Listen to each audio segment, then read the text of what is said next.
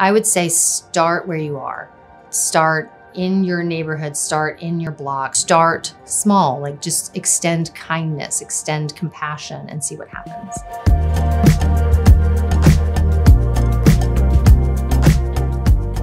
Putting ourselves in someone else's position in their own shoes and aiming to understand exactly what they're feeling is really, really important. That might be volunteering, supporting friend groups, just putting yourself in a different environment than is normal for you. It's hard to know from TV or books to really understand what people go through. A lot of us struggle with similar things when you dig down deep, such as fear of rejection. Am I deserving of love? I don't want to be alone.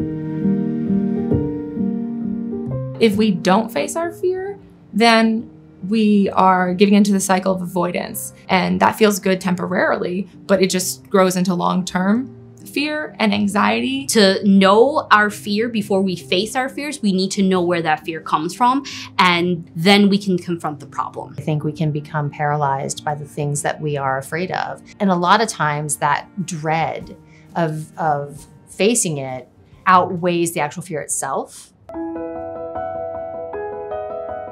Relationships are so hard because they're so meaningful. And when something has meaning, and it has stakes. So relationships are much harder as you have to sometimes take on the burden of the other person as well as the burden of what you need in the relationship. What happens is you have one person and their assumptions and another person and their assumptions trying to make it work, and rarely do your assumptions match. Just because there are challenges does not mean you have to run away from it. Challenges can actually help build a relationship with problem solving.